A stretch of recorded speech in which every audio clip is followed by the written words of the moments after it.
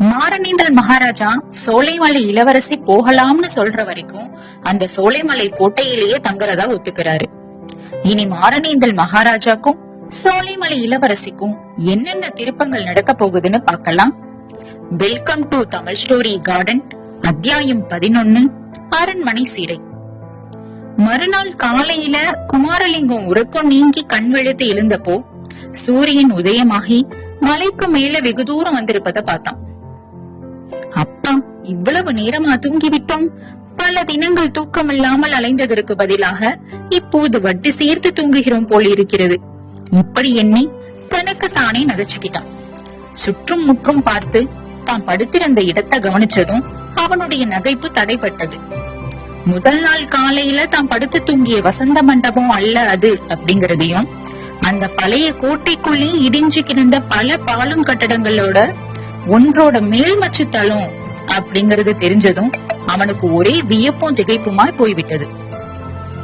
நேற்று இரவு தான் அந்த கட்டடத்துக்கு வந்து மேல் தளத்துல ஏறி படுத்துக் கொண்டதாகவே அவனுக்கு ஞாபகம் வரல. உறக்க கலக்கத்தோடு அங்கும் இங்கும் அலைந்து கொண்டிருக்கையில் தற்செயலாக இங்கே வந்ததும் படுத்து தூங்கி போயிருக்க வேண்டும். இது என்ன கட்டிடமாயிருக்கும்? ஒருவேளை... ஆஹா, சந்தேகம் என்ன?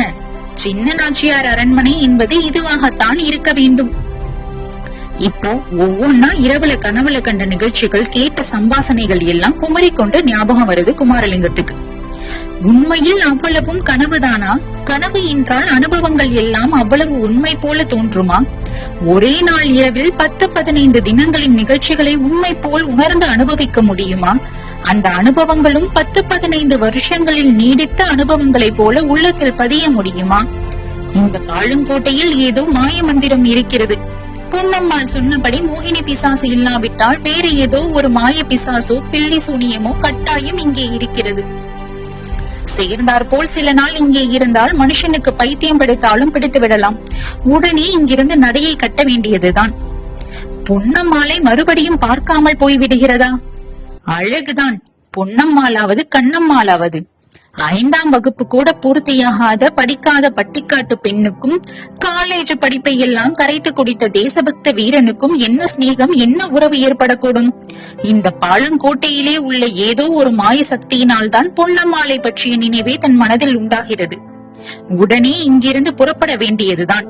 வேறு எங்கே போனாலும் பாதகமில்லை. இங்கே ஒரு நிமிஷம் கூட இருக்கக்கூடாது. இவ்வாறு தீர்மானிச்சுக்கிட்டு அந்த பழைய மாளிகை மச்சிலிருந்து கீழே குதிச்சு இறங்கி ஒற்றையடி பாதையை நோக்கி குமாரலிங்கம் நடந்தான். திடீர்னு நாய் குறைக்கும் சத்தம் கேட்டதும் குமாரலிங்கத்தோட நாவும் தொண்டையும் ஒரு நொடியில வறண்டுடுது. அப்படிப்பட்ட பயங்கர பீதி அவனை பற்றி கொண்டது. காரணம் என்னவென்று யோசித்து பார்த்தால் நம்ப முடியாத அசட்டு காரணம்தான். இரவில் கனவிலே கேட்ட வேட்டை நாயோட குறைப்பு சத்தத்தை அது அவனுக்கு நினைவூட்டியது. காரணம் எதுவா இருந்தாலும் மனதில் தோன்றிய பீதி என்னவோ உண்மையா இருந்தது. சட்டென்று பக்கத்துல இருந்த இடிந்த பாலஞ்சுவர் ஒன்றுக்கு பின்னால் மறைந்து நின்னு ஒற்றையடி பாதையில யார் வருகிறார்கள் அப்படின்னு கவனிச்சான் குமாரலிங்கம். அவன் மறைஞ்சு நின்னதும் கவனிச்சதும் வீண் போகல. சில நிமிஷத்துக்கெல்லாம் கையில தடியுடன் ஒரு மனிதன் முன்னால் வர அவனை தொடர்ந்து ஒரு நாய் வந்தது. நாய் என்றால் தெருவில் தெரியும் சாமானிய நாய் அல்ல, பிரம்மாண்டமான வேட்டை நாய். முன்காலை தூக்கி கொண்டு அது நின்றால் சரியாக ஒரு ஆள் உயரம் இருக்கும். எரும மாட்ட ஒரே அறையில கொன்று தோளில தூக்கி போட்டுக்கொண்டு அனாயாசமாக போகக்கூடிய வேங்கை புலியோட சரிசமமா சண்டையிடக்கூடிய நாய் அது. குமாரலிங்கம் மறைந்து நின்று பாலஞ்சுவருக்கு அருகில் வந்த போது அந்த நாய் மேற்படி சுவரை நோக்கி குறைத்தது. முன்னால் வந்த மனிதன் திரும்பி பார்த்து, "சீ கழுத, சும்மா இரு" அப்படின்னு சொல்லிட்டு கைத்தடியால நாயினோட தலையில பட்டுன்னு ஒரு அடி போட்டான். நாய் ஒரு தடவை உரிமை விட்டு பிறகு பேசாமல் போனது. மனிதன் நாயை அடிச்ச சம்பவத்தை குமாரலிங்கம் சரியா கவனிக்கல. கவனிக்க முடியாதபடி அவனுடைய மனதுல வேறொன்னு ஆழமாக பதிஞ்சிடுச்சு. அப்படி பதிந்தது நன்றாக தெரிந்த அந்த மனிதனுடைய முகம்தான். முறுக்கிவிட்ட மீசையோடு கூடிய அந்த முரட்டு முகம் மாணிக்கவல்லியின் தந்தை சாஷாத் சோலைமலை மகாராஜாவோட முகத்தை போலவே தத்ரூபமாக இருந்தது. சுவரை கெட்டியாக பிடிச்சு கொண்டிருந்தபடியினால குமாரலிங்கத்துக்கு தலை சுற்றிய போதிலும் கீழே விழாமல் தப்பிக்க முடிஞ்சது.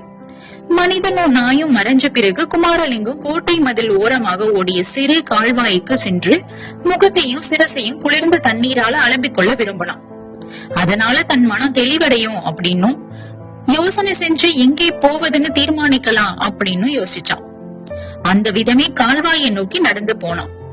போகும்போது சோலைமலை மகாராஜாவை எந்த சந்தர்ப்பத்துல அவன் பார்த்தான் அப்படிங்கறதும் இளவரசி மாணிக்கவல்லிக்கும் அவருக்கும் நடந்த பேச்சுவார்த்தைகளும் திரும்ப திரும்ப அவனுக்கு ஞாபகம் வந்துகிட்டே இருந்தது. மாரணேந்தல் மகாராஜா உலகநாத தேவர் சோலைமலை கோட்டையில வெகு காலமா பூட்டி கிடந்த சின்னநாச்சியார் அரண்மனையில சுமார் 15 தினங்கள் வசிச்சாரு.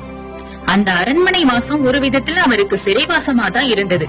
சிறைவாசத்திலும் தனி சிறைவாசம் தான்.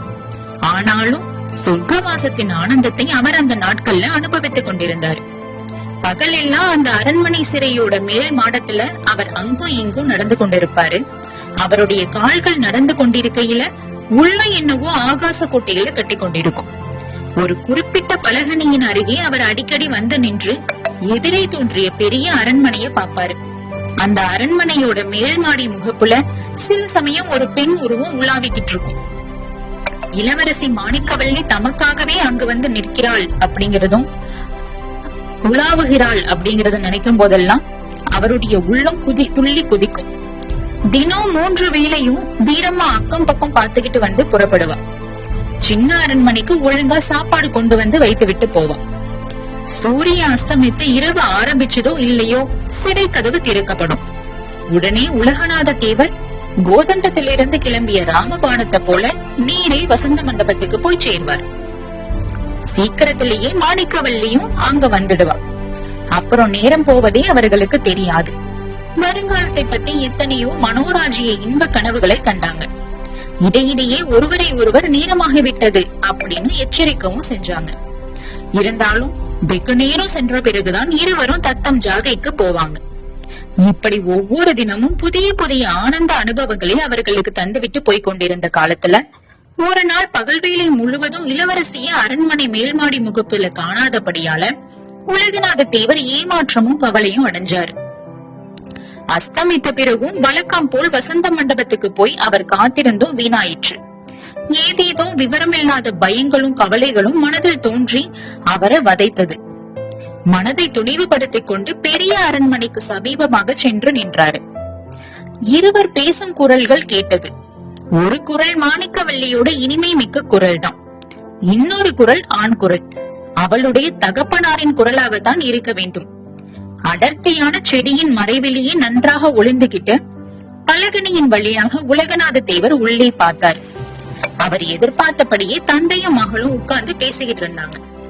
ஆஹா, அவ்வளவு அழகும் சாந்த குணமும் பொருந்திய இனிய மகளை பெற்ற தகப்பனாரின் முகம் எவ்வளவு கடுகடுப்பாகவும் குரோதம் கொதித்தும் கொண்டு இருக்கிறது. இதை பற்றி அதிகமாக சிந்திப்பதற்குள்ள அவர்களுடைய சம்பாஷணையில சில வார்த்தைகள் அவர் காதுல விழுந்துச்சு.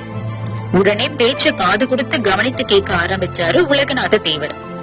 சோலைமலை மகாராஜாவுக்கும் அவருடைய அருமை மகளுக்கும் கீழே வரமாடி பின்வருமாறி சம்பாஷணை நடந்தது.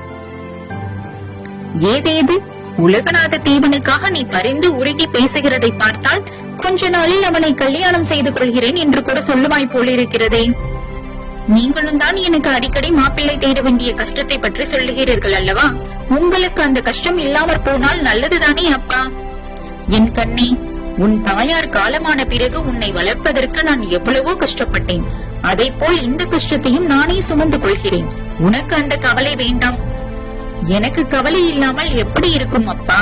நீங்கள் பார்க்கும் மாப்பிள்ளை என் மனதுக்கு பிடித்திருக்க வேண்டாமா? நான் தானே கல்யாணம் செய்து கொள்ள வேண்டும். அதற்கு பிறகு ஆயுள் முழுவதும் அவரோடு நான் தானே இருந்தாக வேண்டும். என் செல்வ கண்மணி, உன்னை கல்யாணம் செய்து கொள்கிற கழுதை உன்னை சரிவர வைத்துக் கொள்ளாவிட்டால் அவன் தவடையில் 4 அறை கொடுத்து விட்டு உன்னை திரும்ப இங்கே அழைத்துக் கொண்டு வந்து விடுவேன். இப்போது இருப்பது போல் எப்போதும் நீ இந்த சோலைமலை கோட்டையின் மகாராணியாக இருக்கலாம். அது எப்படி அப்பா? ஒருவருக்கு வாழ்க்கைப்பட்ட பிற்பாடு நான் திரும்பவும் இங்கே வந்து சந்தோஷமாக இருக்க முடியுமா? இந்த அரண்மனையில் உன்னுடைய சந்தோஷத்துக்கு என்ன குறைவு மாணிக்கம்? பெண்ணாய் பிறந்தவர்கள் புருஷன் வீட்டுக்கு போவதுதானே முறைமை அப்பா? அது முறைமைதான் கண்ணே. ஆனால் தகப்பனார் பார்த்து கல்யாணம் செய்து கொடுக்கிற போது அப்படி கொடுக்கிற புருஷனுடைய வீட்டுக்கு மகள் போக வேண்டும். நாமெல்லாம் மானம் ஈனமற்ற வெள்ளைக்கார ஜாதி அல்ல. வெள்ளைக்கார ஜாதியில் பெண்கள் தாங்களே புருஷர்களை தேடிக் கொள்வார்களாம். மோதிரம் மாற்றிக்கொண்டால் அவர்களுக்கு கல்யாணமாகிவிட்டது போலவாம். இப்படி சொல்லிவிட்டு சோலைமலை மகாராஜா அஹாஹான்னு சிரிக்க ஆரம்பிச்சாரு. அவருடைய சிரிப்பு ஒருவாறு அடங்கிய பிறகு மறுபடியும் சம்பாஷணை தொடர்ந்தது. அப்பா, வெள்ளைக்கார ஜாதியை பற்றி அடிக்கடி புகழ்ந்து பெருமைப்படுத்தி பேசுவீர்களே, இன்றைக்கு ஏன் இந்த மாதிரி பேசுகிறீர்கள்? நானா வெள்ளைக்காரர்களை புகழ்ந்து பேசினேன்? அதற்கென்ன? அவர்கள் சண்டையில் கெட்டிக்காரர்கள், துப்பாக்கியும் பீரங்கியும் வைத்திருக்கிறார்கள் என்று சொல்லி இருப்பேன். மற்றபடி அவர்களைப் போல் கல்யாணம் முதலிய காரியங்களில் வியவஸ்தை இல்லாமல் இருக்க வேண்டும் என்று நான் சொல்லவில்லையே. அப்பா, கல்யாண விஷயத்தில் வெள்ளைக்காரர்கள் வியவஸ்தை இல்லாதவர்கள் என்று எப்படி சொல்லலாம்? நம்முடைய தேசத்திலும் பழைய காலத்தில் அந்த விதம்தானே நடந்தது. ராஜகுமாரிகள் சுயம்பரத்தில் தங்கள் மனதுக்கு உகந்த புருஷனை தேர்ந்தெடுத்து மாலையிடவில்லையா? தமயந்தியும் சாவித்திரியும் வியவஸ்தை இல்லாதவர்களா? இதை கேட்ட சோலைமலை மகாராஜா கொஞ்ச நேரம் திகைத்து போய் நின்னாரு. பிறகு, மாணிக்கம், வெளி உலகம் என்னதென்று தெரியாமல் இந்த அரண்மனையில் அடைபட்டு கிடக்கும் போதே நீ இவ்வளவு கெட்டிக்காரியாக இருக்கிறாயே, உனக்கு தகுந்த புருஷனை நான் எங்கிருந்து பிடிக்கப் போகிறேன்? பழைய நாட்களில் போல மதுரை பட்டணத்தில் பாண்டிய ராஜ்யத்தை சாபித்து விட்டு எந்த மறவர் குலத்து வீரன் உன்னை பட்டணத்து ராணியாக்குகிறானோ அவனுக்குத்தான் உன்னை கட்டி கொடுப்பேன். வேறு எந்த கழுதையாவது வந்தால் அடித்து துரத்துவேன். இப்படி சொல்லிட்டு இடி இடின்னு சிரிக்கிறாரு. மறுபடியும், அதெல்லாம் கிடைக்கட்டும் மாணிக்கம், நீ உன் உடம்பை சரியாக பார்த்துக்கொள். ராத்திரியில் வெகு நேரம் வரையில் தோட்டத்தில் சுற்றிவிட்டு வருகிறாயாமே, அது நல்லதல்ல. இளம் பெண்கள் ராத்திரியில் சீக்கிரம் படுத்து தூங்க வேண்டும். இன்றைக்காவது சீக்கிரமாக போய் படுத்துக்கொள் அப்படின்னு சொன்னாரு. ராத்திரியில் எனக்கு சீக்கிரமாக தூக்கம் வருகிறதில்லையப்பா. அதனால் தான் நிலா நாட்களில் சந்திரனையும் நட்சத்திரங்களையும் பார்த்து கொண்டு சிறிது நேரம் தோட்டத்தில் உலாவி விட்டு வருகிறேன் அப்படின்னு சொன்னா மாணிக்கவல்லி. அடடே, அதுதான் கூடாது. சிறு பெண்கள் நிலாவில் இருக்கவே கூடாது, சந்திரனையே பார்க்க கூடாது.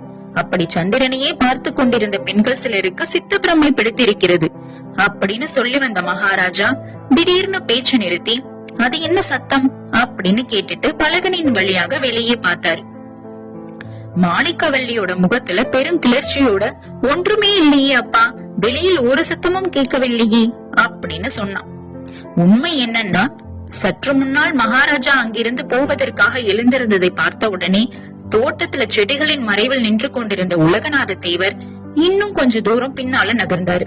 அப்போது செடிகளோட இலைகள் அசைஞ்சதுனால உண்டான சலசலப்பை கேட்டுட்டு அது சத்தம் அப்படின்னு சோலைமலை மகாராஜா நினைச்சுக்கிட்டாரு.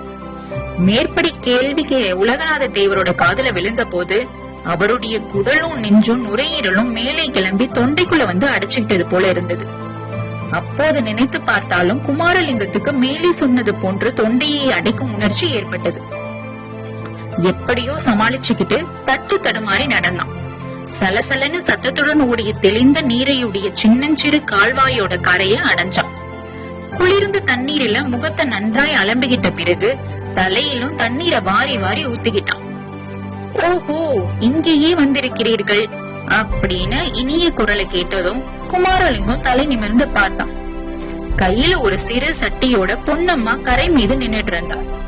குமாரலிங்கத்தோட வாயிலிருந்து அவனை அறியாம, மாணிக்கவல்லி வந்து விட்டாயா அப்படிங்கிற வார்த்தைகள் வெளிவந்தது. இப்போ குமாரலிங்கம் என்ன பண்ண போறான்? அந்த பாலடைஞ்ச சோலைமலை கோட்டையை விட்டு வெளியேற போறானா, இல்ல பொன்னம்மாவை பாக்குறதுக்காக அங்கேயே தங்கி இருக்க போறானா? தெரிஞ்சுக்கலாம். அத்தியாயம் 12 உங்களை வந்து சந்திக்கிறேன். இந்த தொடரோட அடுத்தடுத்த அத்தியாயங்களை கேட்கறதுக்கு எங்க சேனலை ஃபாலோ பண்ணுங்க. தேங்க்யூ.